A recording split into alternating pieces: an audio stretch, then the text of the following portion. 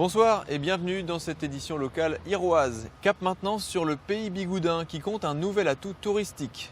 L'écomusée de l'Esconil a trouvé sa place dans l'ancien chantier de bateaux de pêche Le Cœur, en plein centre du bourg, un peu à l'écart du port. Chaque sortie du hangar était une opération délicate au chantier Le Cœur. Il faut dire que le patron, Alain Lecoeur, était au départ ébéniste quand il s'est installé en ville en 1905 et que c'est pour répondre à la demande pressante des pêcheurs qu'il est devenu charpentier de marine malgré l'exiguïté de son atelier. Il était un peu visionnaire parce qu'il s'est dit la pêche va se développer, donc il est passé très rapidement à la construction navale et évidemment il a eu un succès énorme, comme tous les chantiers d'ailleurs de la région. Canottes, malamocs, chalutiers, pinasses, des centaines de bateaux ont été construits par ce chantier. Des dizaines d'outils et de demi-coques en témoignent dans ce qui est devenu aujourd'hui un musée patrimonial. De cette demi-coque, à l'aide d'un compas et d'un plomb, on reportait les formes et puis les dimensions sur un papier à l'échelle 1.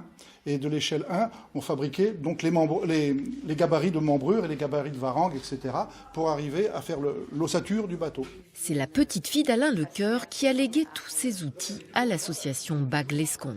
Les rabots électriques n'existaient pas. Il n'y avait pas de grue, c'était avec un palan. C'était une autre vie, c'était encore très artisanal. Oui, c'était l'artisanat dans son pur jus, voilà, on va dire ça comme ça. Et du coup, c'est une fierté de voir que ça devient un écomusée ?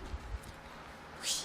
Pour la commune de Plobana-Lac-l'Esconil, ce musée vient combler un véritable manque. La commune, ça a été un gros port de pêche, notamment à la langoustine.